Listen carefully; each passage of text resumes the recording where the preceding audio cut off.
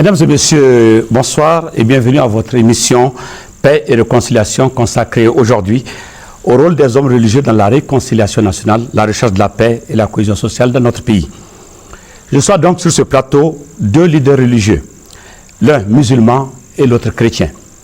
Deux hommes importants et même très importants, ayant une forte influence sur leurs co-religionnaires et même sur leurs concitoyens tout court.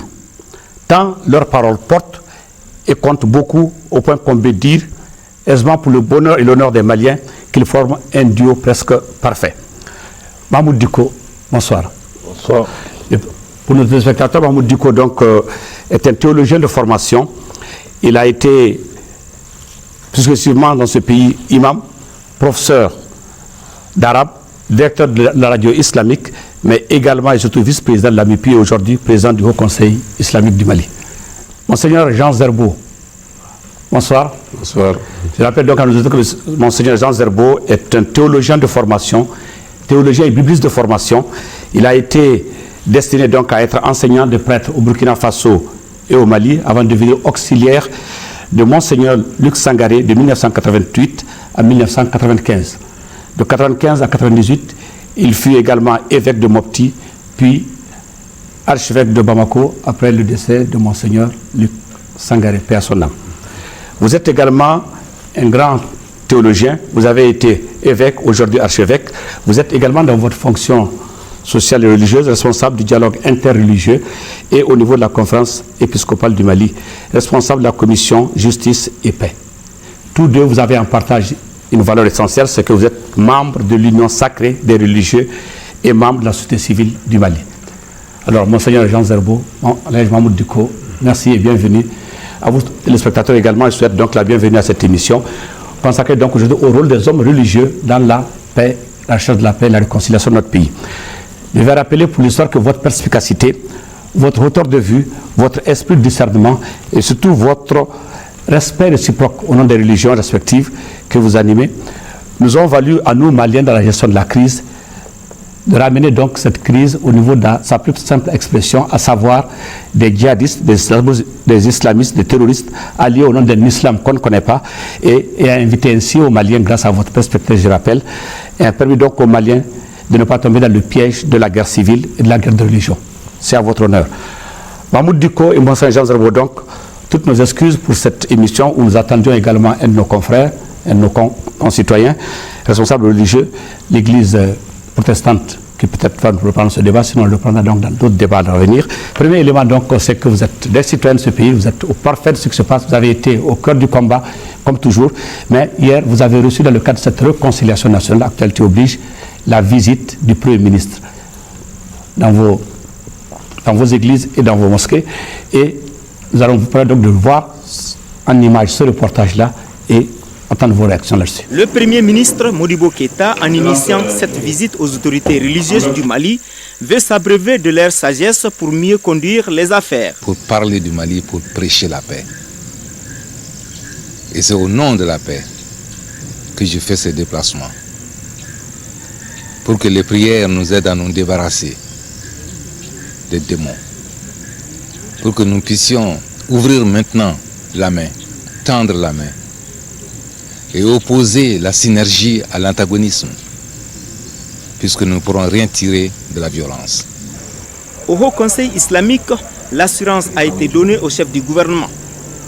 Les religieux promettent de s'impliquer pour que le Mali retrouve la paix, la cohésion sociale et son unité. Et nous avons donné l'engagement que la communauté musulmane, dans son ensemble, va être aux côtés des autorités maliennes pour essayer de consolider et raffermir la paix et la réconciliation dans notre pays, Inch'Allah. À l'archevêché de Bamako, la démarche du Premier ministre a été saluée et placée sous le sceau de l'humilité. Toute responsabilité qu'on assume, on ne peut pas l'assumer seul. On a besoin de l'aide de Dieu, on a besoin aussi de l'aide des humains, de ceux qui nous entourent. Dans les deux lieux, les chefs religieux du Mali ont demandé au peuple malien de garder espoir. Ils ont également invité les Maliens à proscrire la haine et la vengeance. Monsieur Mahmoud Diko, vous venez de suivre donc ce reportage. Quelle appréciation vous en faites d'abord? Merci. Je remercie Allah le Tout-Puissant qui nous a donné cette occasion vraiment de nous adresser à nos concitoyens, à nos co-religionnaires. Je crois que cette visite est une visite remarquable qui nous a permis vraiment de renouveler l'engagement qui a toujours prévalu entre nous et les autorités qui ont eu la chance de conduire la destinée de notre pays. Nous sommes en parfaite symbiose avec nos autorités pour dire que l'essentiel pour nous et pour eux et pour tous les Maliens, c'est d'abord le Mali. C'est ce que nous avons perçu hier, c'est ce que nous avons réaffirmé et c'est cela en réalité le sens de notre engagement. Monseigneur Jean Zarbo. Merci. Nous avons eu l'honneur de recevoir le Premier ministre, en tant qu'archevêque bien sûr, mais aussi au nom de la conférence épiscopale du Mali, pour montrer que l'ensemble des 6 diocèses du Mali étaient en parfaite communion avec nous, parce que nous partageons les mêmes préoccupations. Nous partageons les mêmes préoccupations. Le leader religieux aujourd'hui est comme une sentinelle. Le leader religieux aujourd'hui est comme un intercesseur. Et justement, la visite du Premier ministre, comme je l'ai signé, c'était un geste de grande humilité. Il aurait pu dire, on m'a confié cette responsabilité, je fonce tête baissée. Mais étant donné que toute responsabilité, surtout à l'heure actuelle, la gestion des humains, c'est une mission divine, quasi divine. Et on ne peut la réussir qu'avec l'aide de Dieu. Après donc son passage sur nos frères de la communauté musulmane, le fait de venir à l'église aussi, nous l'avons assuré en tout cas de nos prières et ensuite aussi de nos conseils en tant que sentinelles. Et c'est dans cette mesure où nous serons aussi vigilants que nous pourrons l'aider à réussir cette mission qu'il a commencé avec beaucoup d'humilité. Beaucoup d'humilité, prière et conseil. Oui. On sait que les hommes religieux ont été pour beaucoup dans la résolution de cette crise, en tout cas dans la prise en compte des questions relatives à la gestion de cette crise. Vous étiez devant. Alors, de ce jour à aujourd'hui, où vous avez conduit les convois au nord, vous avez été également en contact avec ces islamistes, ces occupants. Aujourd'hui, on est au dernier document qu'on appelle donc issu du 5e round d'Alger, le parent de ce document-là. Aujourd'hui, si on vous demande un regard croisé sur cette situation, qu'est-ce que vous en dites? C'est d'abord remercier encore Allah le Tout-Puissant qui nous a permis vraiment de voir ce jour, d'être là aujourd'hui pour parler du début. Oui. C'est vrai que c'était difficile au début, c'était laborieux, mais avec conviction et foi, nous avons fait face à cela. Ce n'était pas facile. Je me rappelle le premier déplacement qu'on a eu à faire à Ouagadougou, j'étais avec mon frère Jean Zarbo. C'était presque un saut dans l'inconnu. Nous sommes allés, qu'est-ce qu'il fallait dire, qu'est-ce qu'il fallait faire. Mais en face du président du Faso à l'époque, nous avons pu trouver les mots. On a été inspirés par le Seigneur qui nous a accompagnés pour vraiment dire la souffrance des Maliens, dire aujourd'hui que le Mali a besoin de soutien, a besoin de ses frères, a besoin de ses voisins, a besoin de tout le monde.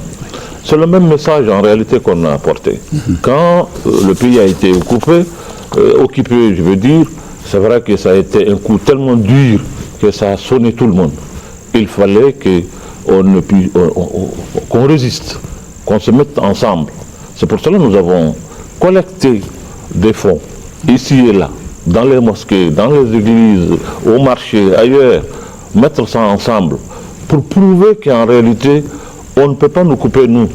Ce pays ne peut pas être coupé, c'est pas possible. Nous sommes ensemble, nous allons demeurer ensemble. Ce pays-là est un, dans son essence, dans sa culture, dans son identité, et dans beaucoup de choses. C'est ça, en réalité, c'est cet acte-là que nous avons voulu démontrer.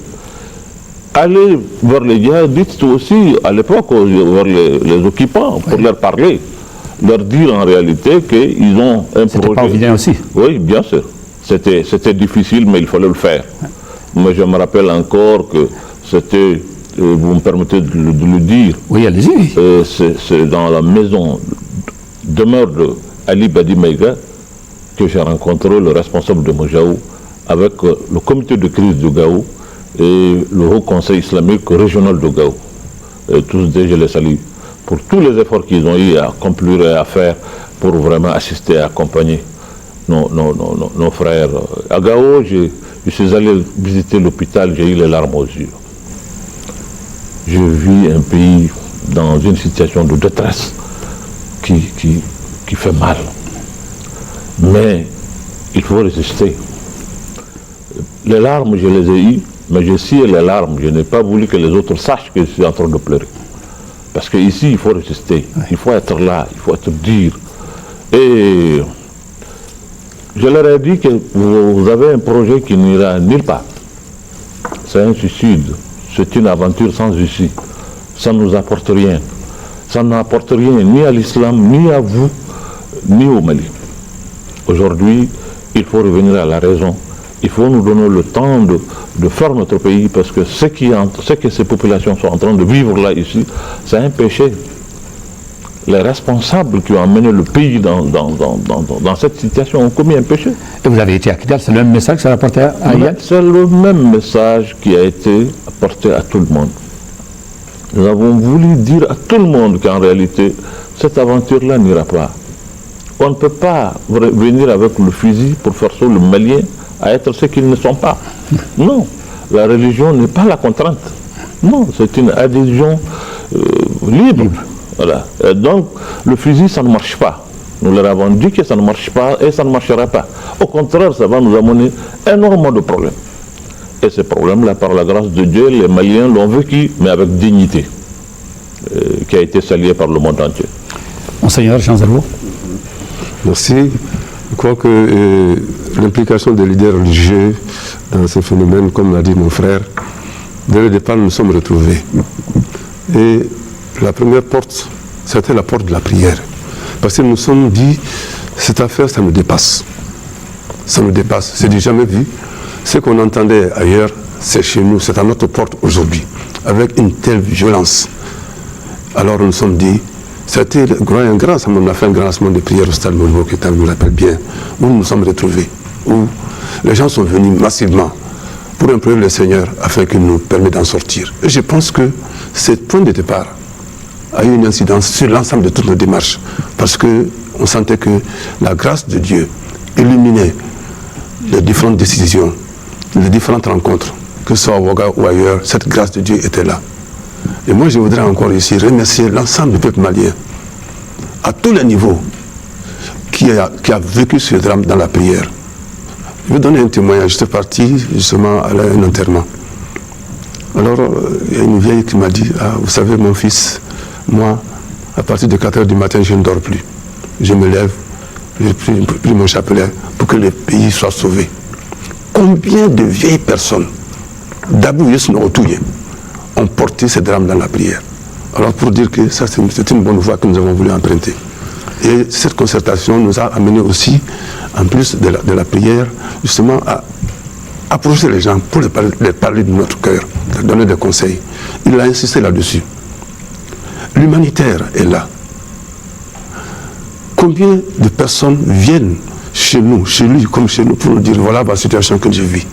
Les veuves, les orphelins, les personnes âgées qui ont perdu leur secours, les gens de toutes les conditions. Je dirais même, ceux qu'ils confient à Dieu, ils se déplacent pour venir le confier. Alors quand vous devenez quelqu'un qui reçoit les confidences que l'on confie à Dieu, vous ne pouvez pas dormir. Bien sûr, la question, en quoi aujourd'hui la religion peut être aussi un vecteur de paix et en quoi la foi est-elle importante au secours de la paix? Bon, justement, je venais justement pour vous dire que, étant donné que ce qui se passe entre nous, ce sont les hommes qui sont les uns contre les autres. On n'a pas commencé aujourd'hui. Que ce soit le Coran, que ce soit la Bible, vous avez Caïn, Abel, et puis bon, vous avez les premiers. C'est comme ça l'histoire. Les hommes, l'homme est toujours été un loup pour l'homme. Mais d'où vient justement cela? Parce que l'homme oublie quelque chose que notre sagesse exprime en ces termes. Khalifa Ani Alala. Khalifa, c'est confié. Alala, c'est à toi. À partir du moment où l'homme prétend que lui, il est le propriétaire de son semblable, de sa femme, de ses enfants, de ses sujets, excusez-moi, il fait de n'importe quoi parce qu'il gère selon ses caprices. Mais chaque fois, et ça c'est l'esprit du mauvais, et chaque fois que habite en lui l'esprit du califat, c'est-à-dire confié, il est gestionnaire, il est détenteur, le propriétaire est ailleurs, automatiquement son comportement change. Si nous voulons sortir de cette situation, il faut que les dirigeants actuels sachent que l'autorité, c'est quelque chose de confié. Fondamentalement, dans le Bamana, on dit kalfado. La vie, c'est du kalfa. L'autorité sur les humains, c'est du kalfa. Ça ne dépend que du maître de la vie. Il nous les confie. Et nous les gérons, non pas selon nos caprices, mais selon ce qu'il veut. C'est là que les leaders religieux ont un rôle extrêmement important pour rappeler aux humains notre condition humaine est fragile. Que tu sois, un jour, ça va finir. Ta puissance, ton avoir, ton savoir, ça va finir un jour parce que tout ça c'est confié, le propriétaire est là. Et dans la mesure où nous allons entrer dans cette dynamique, que cette violence gratuite qui est là, où on va pour contraindre l'autre à ses idées, sur le plan religieux, sur la politique, on est à côté de la plaque. Et le Seigneur, en ce moment, moi j'ai dit, le Seigneur ne dort pas. C'est pourquoi il se manifeste ces temps-ci, en touchant le cœur des hommes. Les hommes ont fait le cœur de pierre que nous avions. Seule la prière peut changer ce cœur de pierre en cœur de chair. Et nous sommes dans cette optique. Tout ce que nous entreprenons, tout ce que nous prêchons, tout ce que nous demandons dans la prière, c'est cette conversion du cœur du homme. Pour que nous sortions définitivement de la logique du propriétaire et nous nous inscrivions dans la logique du kalfa. C'est dans la mesure où cette spiritualité va se développer que nous allons trouver une porte d'entente. Porte d'entente nous amène donc à parler rapidement du paraf que vous avez vécu comme tout le monde, comme tous les Maliens, et auquel s'est ajouté donc un autre bonheur pour les Maliens, en tout cas un tampon important, la victoire des jeunes qui ont dédié ça à la paix et à la réconciliation au Mali. Là, je m'en dis quoi. C'est Monseigneur qui est un fan du football. D'abord, ça fait vraiment un boom, ça fait chaud au cœur. Aujourd'hui, tout acte doit, pour les Maliens, rentrer dans ça, doit être dédié à la paix. Tout acte qu'on fait au Mali aujourd'hui, on doit le dédier à la paix. Donc les jeunes gens qui sont revenus avec ce trophée pour le dédier à la paix, c'est nous rappeler. C'est pour nous dire aujourd'hui que cette paix n'est pas l'affaire seulement des grands, mais c'est l'affaire de tout le monde. Ce n'est pas seulement l'affaire des dirigeants, mais c'est l'affaire de tous les Maliens. C'est un message très fort et que nous avons vécu. Mais je voulais quand même dire quelque chose par rapport à ce que Monseigneur vient de dire tout de suite, le rôle de la foi dans la construction même de la paix. Parce qu'une paix se construit, ensuite ça se consolide et puis ça se maintient. Ça se maintient. Je crois que dans la vie des hommes, dans la vie de la nation, nous avons eu des moments très difficiles. Et ces moments-là doivent quand même nous interpeller. Nous avons une démocratie. Cette démocratie doit avoir des supports. Les supports, c'est d'abord nos valeurs, nos valeurs sociétales, nos valeurs religieuses. La démocratie est une chose que le monde partage aujourd'hui, qui a des règles standards, universelles. Mais chaque pays, chaque endroit a des spécificités qui doivent être préservées. Nous avons résisté à cette crise parce que notre peuple a des fondements. Nous avons des supports qui nous ont permis de rester. Et ça, nous devrons beaucoup faire attention à cela. Et tout cela tire en réalité son essence dans notre foi, dans notre religion, dans nos valeurs sociétales. Et donc ces valeurs sont extrêmement importantes. Partout où il n'y a pas ces valeurs, dès qu'il y a une crise, ça s'effondre. Si nous sommes restés solidaires, pouvoir gérer cette crise avec dignité et avec hauteur par tout le peuple malien, c'est parce que nous sommes des hommes de foi, nous sommes des croyants. Et les Maliens sont profondément croyants. C'est ce qui nous a permis vraiment de transcender beaucoup de choses. Et je pense, encore une fois, nous pouvons avoir l'intelligence de gérer nos affaires avec une dose encore de croyance qui nous permet vraiment de résister à beaucoup de choses. Voilà. Bien. J'appelle donc à nos auditeurs qui nous suivent que nous avons aujourd'hui un débat consacré à la réconciliation nationale avec le rôle que peut jouer ou que peuvent jouer les hommes religieux. Pendant cette crise, ce qui a été constant tout au long de cette crise, c'est que les populations maliennes ont cru à la paix. Elles ont crié leur pleine adhésion à aller à la paix, malgré tout ce qu'elles subissent. Et je vous envoie donc à Tombouctou pour voir donc le premier élément de ce reportage réalisé en août 2014 où chrétiens, musulmans, population de Tombouctou sont donné la main pour faire une marche de la paix. La paix, la paix, la paix. Ces mots de paix prononcés du haut du monument de la paix à Baradiou, quartier Tombouctou, dans les langues locales et en français, consacrent ainsi l'engagement collectif des communautés de Tombouctou à construire ensemble le mur de la paix. C'est tout le sens de cette marche, partie de là jusqu'à la mosquée de Sankoré, où les communautés, ensemble, par le biais de leur porte-parole, ont remis au gouverneur de région une déclaration dénommée « Engagement des communautés de Tombouctou à construire la paix ». C'était en présence de l'ensemble des autorités politiques et religieuses de la ville, des notabilités et des représentants de l'aménagement, de la communauté musulmane et chrétienne de Tombouctou, mais aussi et surtout de l'association des ressortissants de Tombouctou à Bamako. Voilà l'engagement de Tombouctou. Convaincus que nous sommes condamnés à vivre ensemble, nous, population de Tombouctou, toutes communautés confondues, prenons l'engagement solennel en cette place historique de Sankoré, devant les autorités du Mali, devant la nation tout entière, les Nations Unies et la communauté internationale, de construire ensemble le mur de la paix. La paix, la paix, la paix. L'appel ainsi prononcé par le chef de file, madame, au niveau du collectif Une Voix pour Tombouctou sera entendu et nous ferons tout pour que ça soit acheminé là où ça doit se faire. Tombouctou va donner un exemple. Cet exemple qui sera suivi par d'autres dans le centre de la consolidation de la paix, aussi de la cohabitation du vivre ensemble. Quel regard les autorités de Tombouctou et du monde portent déjà sur cette initiative des communautés à Tombouctou?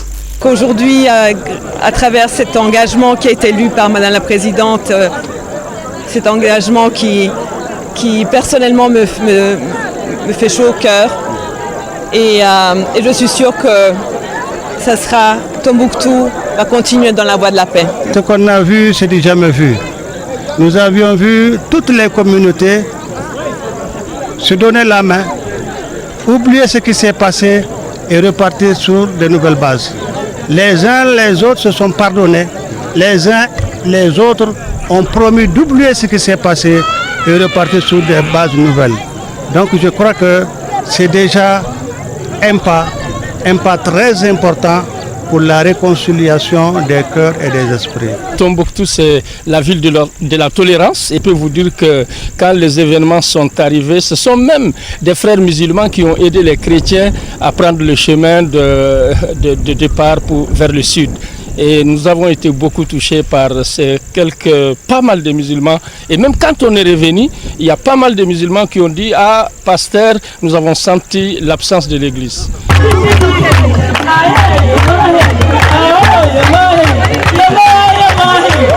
De quoi bénir une telle rencontre, une telle initiative au nom de la paix, depuis la place Sankoré de Tombouctou, où des prières ferventes ont été adressées à Dieu par l'imam, le grand imam de Tombouctou, Abdourahmane Ben Essayouti, pour que Tombouctou retrouve toutes les valeurs qui ont fait sa grandeur dans le temps. Réaction, Monseigneur. Merci pour cette image que nous envoie à Tombouctou, que j'ai connue quand j'étais avec des moptis. Ce monument qui était, quand j'ai appris ce qui est arrivé, ça me faisait mal. Ce que nous voyons là, c'est les hommes ensemble. Ensemble, j'insiste beaucoup sur cette dimension. Vous voyez, on dit chrétien, musulman, c'est la paix. Ce que moi j'ai vu là, c'est la population. Ce sont les gens, les hommes, les femmes, les enfants, ensemble. L'administration, tout est confondu. Et vous sentez que habités par une seule chose, la réalité qu'ils sont, ensemble créés par le même Dieu à l'image de Dieu. Et cet Dieu, qu'est-ce qu'il veut? Qu'il vive vraiment la fraternité. Voilà que cette fraternité a été entamée de manière extrêmement grave, de 2012 jusqu'à aujourd'hui. Et les gens disent, nous ne pouvons pas continuer. Nous ne pouvons pas nous présenter devant Dieu en vivant de cette manière, en traitant de cette manière notre frère, notre semblable. Alors moi je dis, ce message justement, c'est ça qui doit nous habiter. Et les leaders religieux doivent être le moteur justement de ce sentiment, les rallumer, là où ça se trouve, féliciter ceux qui les portent, les encourager pour que ça aille de loin.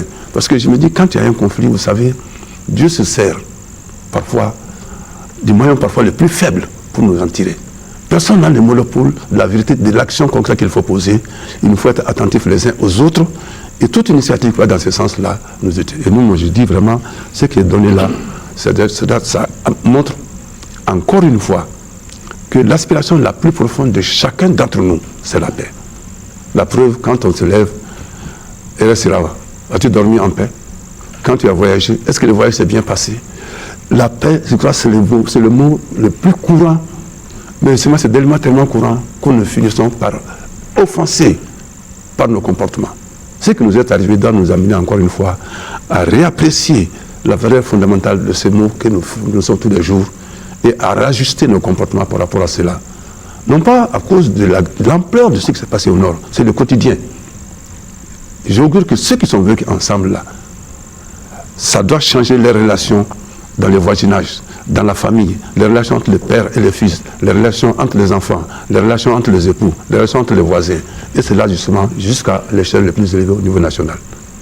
Et notre rôle à nous, leaders religieux, c'est de prier pour que cet esprit passe.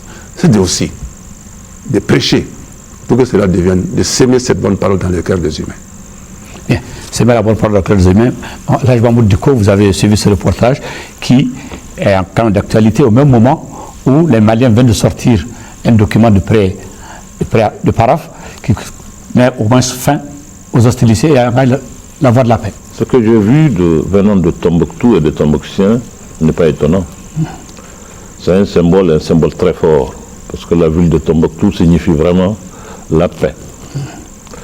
Tombouctou, c'est là-bas qu'on dit, et en son rail, on qualifie Tombouctou d'Al-Bilad Soudan, Kamsoro Barchingalanga, Fournijem Makambi Jawad. Ça, c'est Tombouctou. Qui signifie? Qui signifie s'échevrer soi-même pour donner le lait à l'autre, à l'enfant de l'autre. Oui. Vous savez, c'est se priver soi-même pour nourrir l'autre. Ça, c'est Tombouctou. C'est comme ça qu'on qualifie. C'est le slogan Tombouctou, oui. Oui. Et si en réalité l'initiative de cette paix est symbolisée comme ça, est revenue comme ça de Tombouctou, ce n'est pas étonnant, c'est le contraire qui aurait été étonnant. Tombouctou est une ville sainte, une ville de savoir et de sagesse. Donc que la ville de Tombouctou, que les habitants de Tombouctou soient à l'avant-garde de ce combat pour la paix, n'est pas étonnant. Et je crois que ça doit inspirer tout un chacun. Parce que Tombouctou est une école de tout le temps. Et ça demeure encore une école. Dans ce reportage, ce que nous avons constaté, on a vu à votre image, ce que j'ai appelé le 2 dans mon introduction, cette même image symbolisée à Tombouctou à travers chrétiens et musulmans. Alors aujourd'hui, vous qui êtes chargé de conduire les communautés dans la paix, vers leur bonheur respectif, tous pour chacun, un pour tous, aujourd'hui, qu'est-ce que cela vous fait? Ça nous fait un bonheur, ça nous rehausse, ça nous grandit. Ça veut dire qu'en réalité, ce que nos ancêtres ont laissé, nous ont légué, est encore intact. C'est ça aussi, c'est encore intact. J'ai fait allusion tout de suite quand je te disais que nous avons l'union sacrée et que nos aînés ont eu à créer cette union qui est feu El Hadj Omar Ly, feu Monseigneur Luc Sankaré, feu Pasteur Kassoum Keita. Ils nous ont laissé cet héritage. Nous sommes en train de garder cet héritage-là jalousement. Et c'est pour cela même dans nos déplacements, tout le monde, la première des choses que les gens remarquent d'abord, c'est le fait que nous sommes ensemble, responsables religieux musulmans et chrétiens. Et en parfaite symbiose, et on se complète et dans tout ce qu'on fait et de tout ce qu'on dit. Ça, c'est la première chose qui impressionne. Donc, venant de Tombouctou, que ça soit ainsi, Tombouctou qui a hébergé Barthes, qui a hébergé d'autres explorateurs que vous connaissiez, donc, n'est pas étonnant. Et nous pensons aujourd'hui, c'est cette image du Mali que nous devrons tous garder jalousement. Et vendre aux autres. Monseigneur? Je partage parfaitement l'avis de mon frère. Ce que je voudrais ajouter, c'est, vous voyez, en Bambara, on dit ceci, il m'a ça la djiriminga. Il m'a ça kayelaka. Il dit jaïkaye adjukro. L'arbre sur lequel tes ancêtres sont hissés, à défaut d'y grimper, qu'on te retrouve au pied de cet arbre. Je pense qu'il a fait allusion à l'Alliance sacrée. C'est un héritage que nous avons reçu. Et malheur au fils qui brade l'héritage de ses ancêtres. Et prier pour que nous ne soyons pas justement ces enfants sur lesquels vont atterrir ces malheurs. C'est pourquoi nous devons être vigilants. J'ai dit notre rôle dans ce pays, ce serait toujours intercesseur et sentinelle. Et dans la mesure où nous allons conserver cet héritage, travailler de manière à le transmettre à la génération suivante, que nous allons préparer dans ce pays la population à être forte. Parce que, vous savez, le vent qui souffle aujourd'hui, il est très fort. Il vient avec force, il vient avec ruse. Le démon qui nous tente aujourd'hui, il est rusé, il est fort. Alors, à nous les religieux, de nous mettre aux côtés de Dieu, de demander de la grâce, de pouvoir déjouer les astuces de ce démon qui vient avec violence et avec ruse, afin de prévenir son peuple contre ce qui vient détruire notre vivre ensemble. Je disais au début que ce qui nous caractérise, on ne parle pas de messieurs, on ne parle pas de camarades. Quand moi je vois mon frère Mahmoud, je ne parle pas des musulmans, du chrétien, je dis cela. Moi je le regarde, s'il est plus jeune que moi, je dis Doro. Doro est Nyemawa. Il va me regarder, il ne va pas dire cela, je vais au coup ceci, cela, il va dire Koro, quel est ton problème? Et si c'est l'âge de ma mère et de mon père, je vais dans cette... Et on se traite ainsi. Et moi je souhaite justement, il a insisté là beaucoup là-dessus, qu'en plus de ce que nous recevons de la Bible, du Coran, de ceci, cela, il y a ce socle fondamental qui est nous, Iradon, Sodon, Djiridon, Iradon de Nyogonté, Kaladon Faraoka. Et nous souhaitons cela pour nous-mêmes d'abord, afin que nous puissions éclairer notre peuple. Et nous souhaitons pour l'ensemble du peuple malien, c'est la voie pour aller résolument vers la réconciliation, vers la paix. La voie pour aller à la réconciliation vers la paix. Vous avez parlé également d'intercesseur et de sentinelle. Je vous invite à suivre cette fois-ci un extrait de la déclaration du Premier ministre à l'ouverture du 5e round pour parler d'Alger, où il a interpellé nommément les Maliens, responsables de ces mouvements armés qui, en même temps, prônent la paix alors qu'ils sont armés. Je vous invite à écouter le Premier ministre à Alger. Nous sommes aujourd'hui émus et fortement impressionnés par la constance et la qualité du soutien apporté au Mali par la communauté internationale. La configuration de l'équipe de médiation est un témoignage cinglant, réconfortant.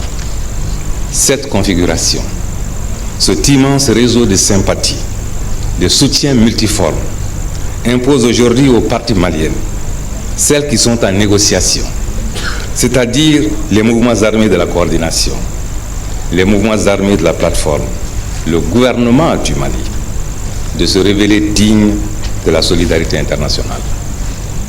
Ces acteurs sont aujourd'hui réunis dans cette salle. Je voudrais leur dire que le peuple du Mali, dans toutes ses composantes, est en attente de leur part d'une décision cruciale. Une décision qui soulagera les cœurs et les esprits. Une décision qui limitera la misère morale et matérielle, qui limitera la peur pour le présent, l'angoisse pour le souvenir traumatisant des scènes de violence vécues, mais aussi l'inquiétude pour l'avenir des Maliennes et des Maliens. Cette attente se nourrira de la décision que vous prendrez, vous, mon frère, Bilal Ak-Sherif, et vos alliés. Vous, professeur Ould Sidi. Vous, Ahmed Ould Sidi Mohamed. Vous, maître Aruna Touré et vos alliés. Et toutes les bonnes volontés, les responsables aujourd'hui de tous les mouvements, ceux que je n'ai pas cités, n'ont pas moins d'importance. Vous, Abdoulaye Diop, vous qui conduisez la délégation gouvernementale, je voudrais vous dire que tout le monde est à votre écoute. Je voudrais vous demander de cesser d'être les uns en face des autres, mais d'être les uns et les autres à côté de tout le monde pour regarder dans la même direction. Vous ouvrir au souffle de la paix, de la concorde et de la fraternité. Monseigneur, réaction? Ça se passe de commentaires. Moi, j'ai fortement apprécié cette intervention du Premier ministre. Vous savez, à un certain moment, même si le texte est écrit, on sent c'est le souffle de son cœur. Citoyen de ce pays, il a envahi par la souffrance du peuple. Un peu comme dans la Bible, dans le livre de l'Exode, Dieu qui s'adresse à Moïse. J'ai vu la souffrance de mon peuple. J'ai entendu ce cri. Lève-toi, je t'envoie. Je pense que c'est à ce titre qu'il a parlé. Et son adresse, moi je pense que c'est encore nous rappeler ce que nous sommes. La culture de la fraternité. C'est parce que nous avons oublié cela que nous nous donnons d'autres noms et nous nous affublons, excusez-moi le terme, c'est pas par mépris, nous affublons des titres de partis ou d'organisations qui ne valent pas ce que nous sommes. L'idéologie que tu te donnes, c'est-à-dire le nom que tu donnes pour défendre telle chose, ça ne vaut pas ce que tu es. Tu es plus que cela. Et c'est cela que lui a voulu réveiller. Nous voulons ceci, nous voulons cela, mais nous sommes plus que cela. Nous sommes humains d'abord. Et je souhaite que cette crise que nous avons vécue renvoie chaque Malien, où qu'il soit, d'ailleurs renvoie tout humain, où qu'il soit, à cette réalité qu'il est. Et qu'il est d'abord, à côté de lui, non pas un adversaire, non pas un étranger, mais il a son frère, il a son père, il a sa mère, il a un ami. Alors vive à ce moment-là la vraie culture de la fraternité. Balimaya, Sindia. C'est ça qu'il a parlé. Et je me dis, moi je voulais dire l'autre jour, mon souhait, c'est que ce texte, nous le donnons dans nos universités. C'est pas pour question de politique. Il arrive à un moment donné où vous devez parler, laissez parler votre cœur. Et c'est cela qu'il a parlé. Et j'espère que cela se soit entendu par tous et que ça porte son fruit. Là, je m'en dis quoi? Oui. Bon, écoutons le Premier ministre, ce discours venant de lui n'est pas étonnant d'abord, connaissant le parcours de l'homme. Il a parlé en tant qu'éducateur et en tant qu'enseignant. Il s'est adressé à tout le monde. À travers ceux qui étaient présents, il s'est adressé à tous les Maliens. En portant le message du peuple. Absolument. C'est tous les Maliens. Nous sommes aujourd'hui tous interpellés. Moi, je l'ai dit, j'aime souvent revenir là-dessus. Il faut aujourd'hui que nous ayons le courage de regarder où est-ce qu'on a trébuché. Qu'est-ce qui a fait que nous sommes arrivés à ce stade, ce grand peuple, cette grande nation du Mali, avec une telle culture. Pourquoi nous sommes arrivés? Qu'est-ce qui nous est arrivé? Aujourd'hui, nous devrons avoir le courage de faire le diagnostic de notre mal. Je pense aujourd'hui que les états-majors des partis politiques, les religieux, la société civile, tout le monde dans son ensemble, nous devrons nous mettre ensemble pour voir notre parcours. Où est-ce qu'on a trébuché? Qu'est-ce qui nous a arrivé? Qu'est-ce qui a fait que ce qu'on a de si fort qui nous unit a été, à un moment donné, mis à mal?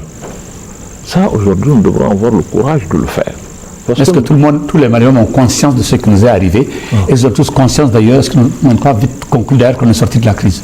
Mais en réalité, s'ils n'ont pas conscience, nous devrons faire en sorte qu'ils en soient conscients.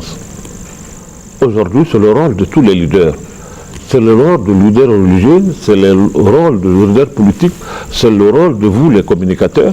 Et de vous, les religieux, parce que dans le discours du Premier ministre, il a été dit se montrer digne de la solidarité internationale en tant que Malien. Absolument. En interpellant les responsables des mouvements armés, le Premier ministre a dit se montrer digne de la solidarité internationale. Oui. Ensuite, il a mis en face la souffrance des populations du Mali. Oui, cette souffrance, il a parlé de misère.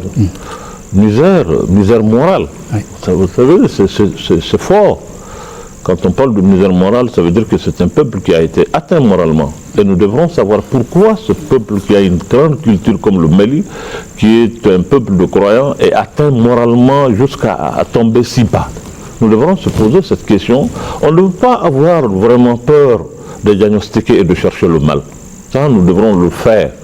Moi, je l'ai dit, c'est ma conviction. Je pense qu'aujourd'hui, nous devrons en réalité, au moins, à la limite, faire le diagnostic du parcours de la pratique démocratique qu'on a eu à faire pendant un quart de siècle. C'est la même question. Pendant que le Premier ministre a interpellé normalement les Maliens qui sont dans ces groupes armés, quant à leur responsabilité pour la signature de la paix ou pas, aujourd'hui, qu'est-ce qu'il reste à faire? Parce que certains Maliens ne sont pas aujourd'hui revenus encore sur la table de négociation. Il s'agit d'aller à eux, c'est vous encore vous les obliger, comme vous avez été rencontrer les... Oui, absolument. Moi, je crois qu'il faut toujours aller à l'encontre de la recherche de la paix. Il ne faut jamais penser qu'on a assez fait pour la paix. Il faut toujours y aller, il faut toujours persévérer. Mon frère a parlé de démons. Nous sommes dans une société aujourd'hui, dans un monde aujourd'hui qui est assailli par beaucoup de choses. Et je l'ai dit dans d'autres propos, c'est peut-être excessif, mais c'est la réalité. Nous sommes aujourd'hui face à une gouvernance mondiale qui fait que le monde est déséquilibré et que le monde devient encore de plus en plus difficile. Et donc, ne ménagez aucun effort en réalité pour aller vers la paix. Ceux qui ne sont pas revenus, les interpeller, aller les chercher, aller les faire asseoir, leur imposer la paix. On doit aujourd'hui, le Mali doit se mettre ensemble pour exiger cette paix, imposer cette paix, parce qu'il le faut. Oui, parce qu'il faut, on se vient sur la question, parce que vous connaissez les parents de ces enfants-là. Qu'est-ce que vous allez faire ensuite? Bon, il est sûr et certain que l'interpellation du Premier ministre, je pense que au point où nous sommes arrivés, il nous faut un discours encore qui redonne à la fraternité sa vraie valeur. Vous ne pouvez pas, après tout ce que nous nous sommes fait, nous entêter à aller plus loin. Je pense que nous ne pouvons pas continuer à nous entêter. Trop de souffrance. J'ai entendu le cri de mon peuple. J'ai vu sa misère. Je t'envoie. Je pense que chaque Malien doit sentir, que ce soit autour du gouvernement ou que ce soit du côté des groupes qui ont vu les révélations, qui disent, au fond, qu'est-ce que nous voulons? Est-ce que le cri du peuple aujourd'hui, en l'entendant vraiment, conscient de toute cette souffrance-là, je peux exiger de durcir la position encore, de le faire pleurer davantage, il n'y a plus de larmes. De le faire crier, il n'y a plus de voix pour pleurer. De le faire gémir, il n'y a plus rien pour gémir. Qu'est-ce que nous voulons? Nous sommes arrivés, je pense qu'on a touché le poids du temps, on a touché, c'est le fond. Alors je pense qu'arrivé à ce moment-là, on doit pouvoir se regarder. On doit pouvoir se regarder. Quand deux lutteurs arrivent à un moment donné, ils se regardent, ils disent au fond, non, nous sommes frères. Et nous sommes frères. Et à ce moment-là, que tout le cri des mamans, le cri des orphelins, d'ici cela, des exilés, tout ça, ça remonte. Tant que nous ne serons pas habités par cela, et que nous restons encore à défendre nos idées, nos idéologies, nous allons continuer à faire du mal. Et Dieu nous demandera compte, même si parfois on pense que ce sont nos dieux que nous agissons. Nous sommes arrivés aujourd'hui, c'est vraiment le fond de fond. On ne peut plus aller en dessous de cela. Alors, une fois qu'on arrive là, il est temps que le sursaut de fraternité nous touche. On dit à Mamara, la langue et les dents, ça se chauffe. Mais vous n'avez jamais vu la langue se promener et les dents se promener. Reste dans cette bouche. C'est l'image de cette fraternité que nous devons retrouver après tout ce que nous sommes fait. Et je pense que c'est toi qui dois amener les uns et les autres à dire, ce que nous avons mis là, ce n'est pas parfait. Mais nous allons dans ce sens-là. Nous allons dans cette direction. Et dans la mesure où nous allons accepter avec humilité d'aller dans cette direction, que le Seigneur nous donnera les ressources nécessaires pour aller plus loin vers ce que nous cherchons. Aller plus loin vers ce qu'on cherche, effectivement, nous entêter à aller plus loin, ce n'est pas normal. Nous sommes arrivés au fond du fond, comme dit Monseigneur. Alors je vous invite encore à suivre un autre extrait de l'intervention du Premier ministre à Alger cette fois-ci, qui interpelle davantage les Maliens quant à leur patriotisme et au sens de la paix. Mes frères et mes sœurs, toutes tendances confondues, je vous demande de desserrer les poings, de faire en sorte que le travail pour la paix devienne un vrai service. Que ce service bien accompli pour le peuple malien tout entier se transforme en un don de soi. Et que ce don de soi librement accepté pour un avenir radieux du peuple malien devienne un sacrifice. Que ce sacrifice pour un idéal qui dépasse nos personnes provoque en nous un enrichissement moral et spirituel. Cet enrichissement nous aide à mieux servir l'intérêt général, celui de toutes les populations maliennes sans exclusive, celles du nord, du centre, du sud, de l'est, de l'ouest. Ces populations maliennes unies dans un élan formidable et qui n'aspirent qu'à vivre en paix. Mes chers frères, mes chères sœurs, la paix n'a pas que des amis. Je sais que vous saurez résister à la fascination des marchands d'illusions, ceux qui veulent ralentir le cours du processus, ceux qui se réjouissent de la détresse de leurs semblables. Poursuivez imperturbablement votre chemin vers la paix et la concorde. Un chemin certes rocailleux, mais qui conduit vers des lendemains meilleurs. N'empruntez pas les escaliers dérobés.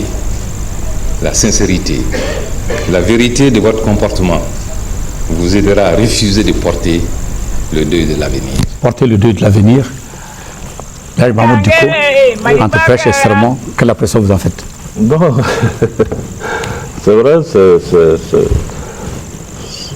c'est vraiment pathétique. Ça va droit au cœur, c'est la vérité.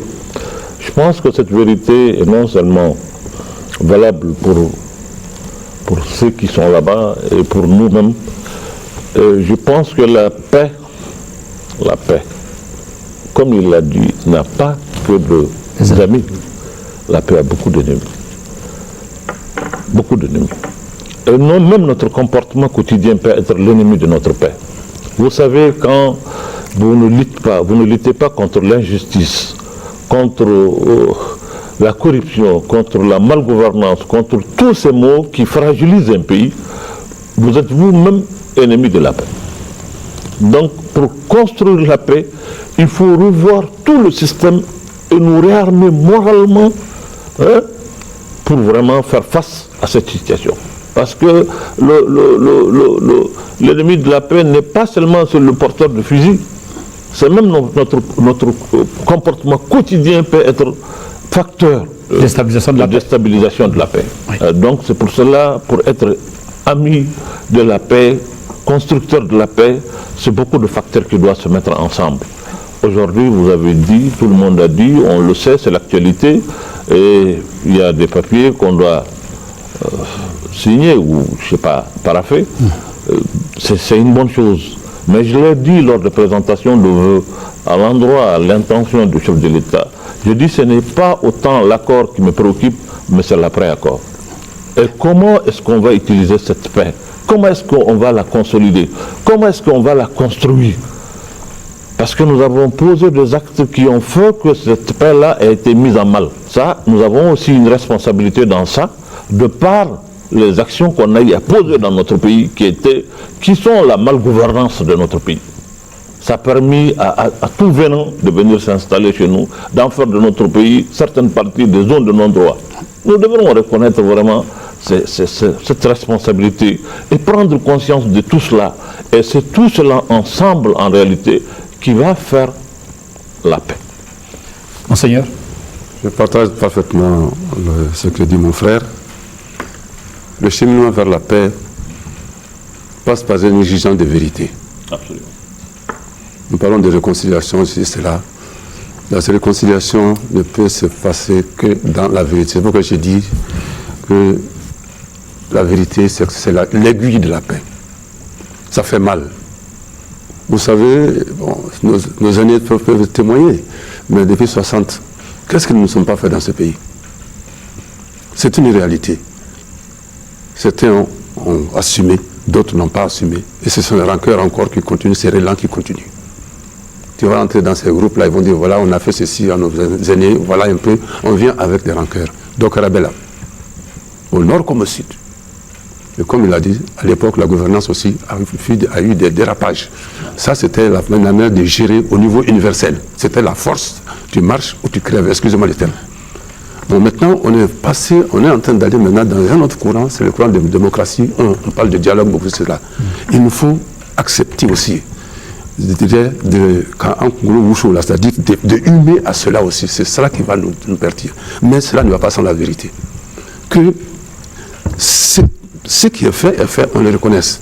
Une fois que nous allons aller vers la vérité, en ce moment, nous avons ces mécanismes dans nos cultures.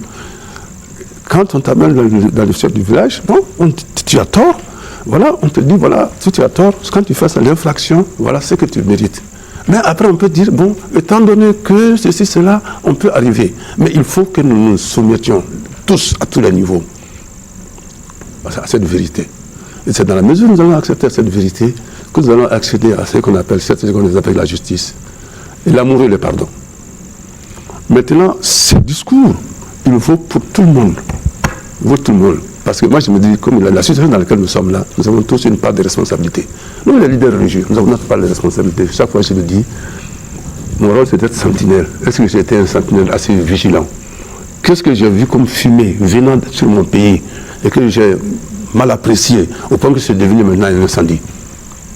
Ça me préoccupe. Et ça m'amène à chercher un projet de conversion par rapport à cela. Et tout citoyen, justement, doit opérer aujourd'hui à la lumière de cette grande souffrance dont les relents sont partout. Rentrer en soi-même et dire, voilà. Sinon, qu'est-ce qu'on va se faire? C'est le gouverneur qui nous fait ceci, cela. On va se jeter la pierre, mais chacun de nous a une part de responsabilité de cela. Mon Seigneur Sangha dit Ambert Nodo, mais ce n'est pas au même niveau. Mais ça veut dire quoi? Une fois que nous avons fait cela, la conversion intérieure va être possible. La nouvelle gouvernance va être possible. Parce que les gens seront davantage des sentinelles, non des espions, et non des escrocs, excusez-moi le terme. Ils seront des sentinelles, ils vont veiller, ils vont prévenir. Ils ne seront pas des espions qui attendent que l'autre tombe pour se réjouir.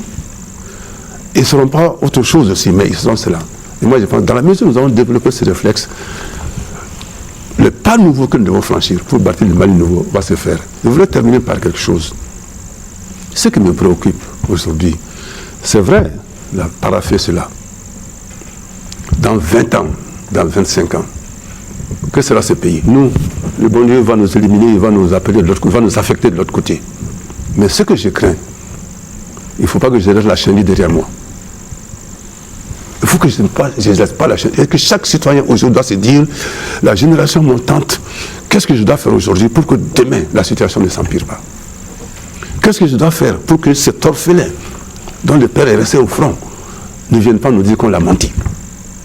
Et c'est dans la mesure où nous serons habités par cette perspective de l'avenir, parce que moi je suis sûr, on va sortir de ce trou-là. Mais une fois que sorti, qu'est-ce qu'on doit faire pour éviter que les réels nous ramènent encore à tomber au fond du gouffre? Bien. À la quantité. Arabi. Et c'est comme nous amène donc à parler de l'argument moral, du patriotisme. Oui. Vous êtes de grands patriotes, on ne vous jette pas de fleurs, les preuves sont là par mille. Vous avez été de ceux-là, de la société civile du Mali, en votre honneur. Vous avez été en Europe, tourné au niveau des chancelleries et partout, chrétiens, musulmans, protestants, leaders d'opinion, vous étiez ensemble, vous êtes partis en Europe. Qu'est-ce qui vous a amené à partir en Europe? Pourquoi? Quel message vous avez délivré par rapport au regard des autres portés sur nous? Nous allons envoyer, c'est un peu comme le Tissera. Oui. Je voudrais dire d'abord que nous remercions le Seigneur qui nous a permis de concevoir, d'organiser des PFA, d'aller et de revenir. L'initiative, il faut être clair, c'est Chérif Aïdara qui nous a rassemblés, qui a dit, ah, nous avons entendu, nous avons fait beaucoup de choses sur place. N'est-il pas temps d'aller voir ceux qui peuvent nous aider? Alors c'est ainsi que l'idée est venue, on y a adhéré et nous sommes partis. Je pense même que cette initiative a permis à l'extérieur d'avoir un nouveau regard sur notre pays. Lequel? Ce nouveau regard, les leaders religieux sont ensemble. C'est pas possible. Les musulmans et les chrétiens. Mais surtout, regarde ce qui vient de se passer en France. Charlie. Alors, et puis fait poser encore par des Maliens. un Malien héros, un Malien diabolisé. Voilà que les leaders religieux de ces différentes confessions sont ensemble avec la société civile pour venir plaider la cause de leur pays. Ça a été quelque chose de formidable. Et moi, je pense que c'est ce que nous souhaitons justement. C'est que cette synergie qui nous a amenés, cet amour de la patrie qui nous a amenés, on n'a pas d'autre chose, hein, la misère de notre peuple, le cœur du peuple, que nous avons entendu, que Dieu a entendu, qu'il nous a renvoyé, nous sommes venus en faire l'écho, afin que des hommes, par la grâce de Dieu, trouvent la solution de en sortir. Et moi, je crois que cette mission, encore une fois, a renforcé la cohésion entre nous. Parce que nous nous sommes rendus compte que nous minimisions notre impact sur la société. On avait, je ne dis pas qu'il faut minimiser la force des politiques, mais les politiques n'est soutenues que par une spiritualité forte. C'est-à-dire l'ancrage profond à Dieu. Parce que, encore une fois, je l'ai dit, toute autorité, personne n'est détenteur de l'autorité, même si le peuple est démocratiquement, c'est confié. Kalfa, moi je voudrais encore une fois, notre frère l'a dit, que nous revenions aux fondamentaux de nos sociétés, que nous fassions la différence entre les halala et les kalfa. Les kalfa, tu les gères avec l'idée de ne pas avoir honte devant celui qui l'a confié. Si c'est halala, tu en fais ce que tu veux. Dieu fasse de nous, chacun de nous justement, des gens qui vivent cette spiritualité des Kalfa pour notre plus grand bonheur, pour la grandeur de Dieu et pour le plus grand bonheur de notre peuple. Oui, moi je crois que ça a été une occasion très heureuse, d'abord pour nous, d'être ensemble pendant une dizaine de jours. Tous les jours, musulmans ensemble, voilà, leaders musulmans, chrétiens, société civile.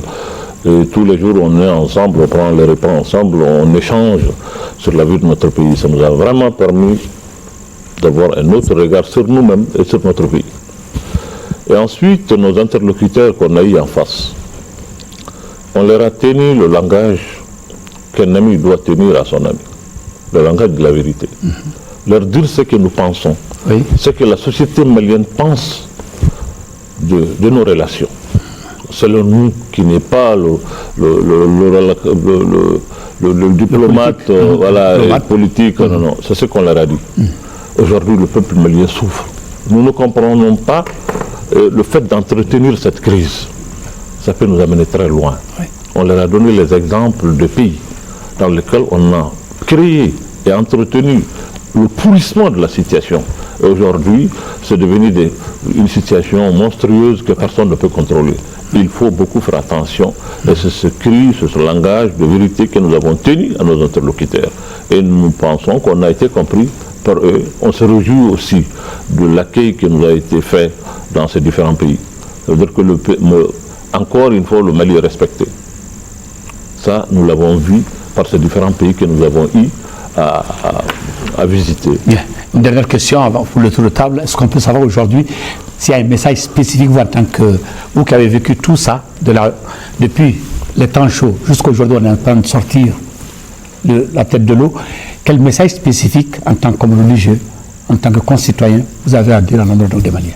Monseigneur. Merci. Le premier message d'abord, je voudrais que les uns et les autres se détrompent.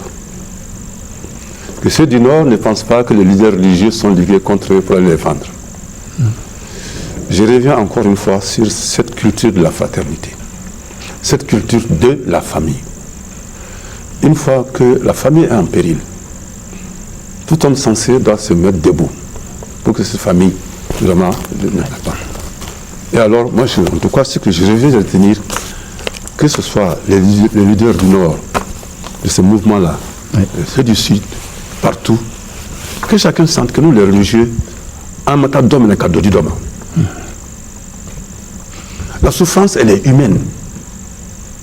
Ceux qui sont dans les frontières du pays là, ce sont nos frères et sœurs. Quand j'ai vu ça à Ouaga, quand j'ai vu à Bobo-Dioulasso, les Maliens sur un terrain de foot, je me rappelle encore ce spectacle d'une dame, elle avait son enfant, on l'a salué, et elle me regardait comme ça. Elle regardait son enfant en disant, bon, s'il n'était pas né, peut-être ce serait mieux. C'est terrible ce qu'on ressent en ce moment-là.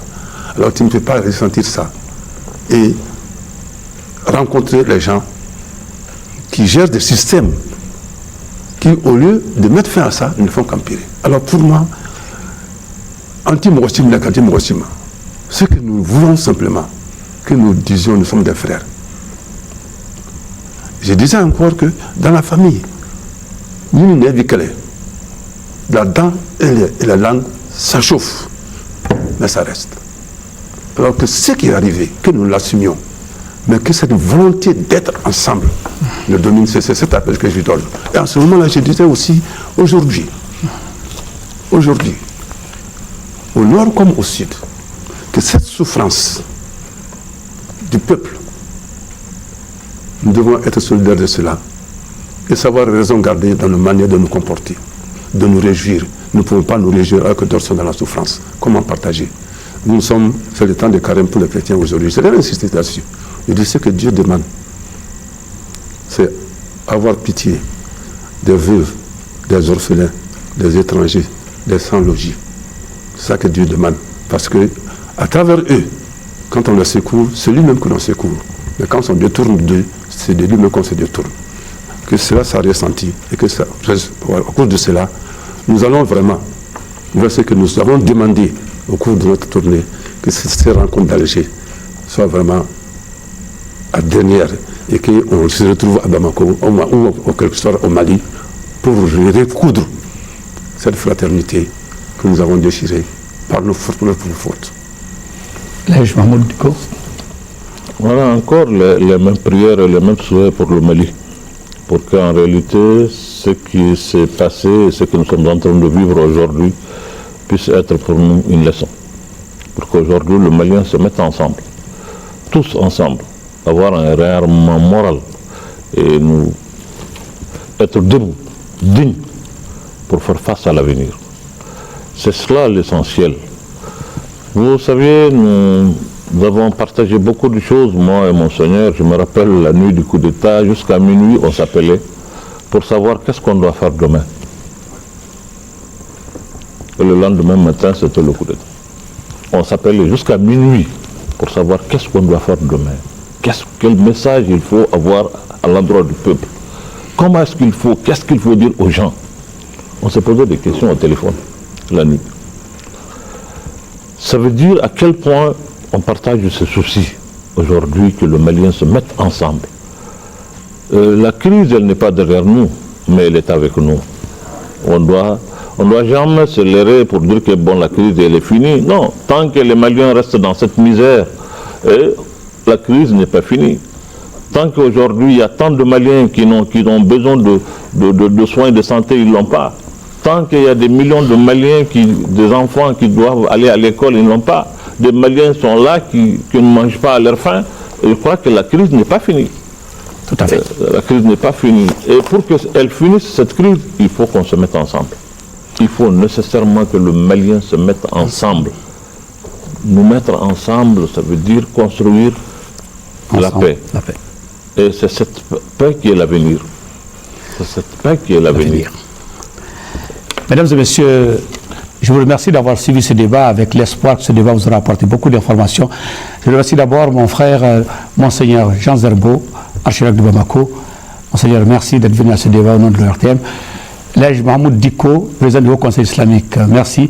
Avec justement tout ce rappel des titres, que les Maliens doivent comprendre que le travail pour la paix, c'est un vrai service, que c'est ensemble que tout devient possible.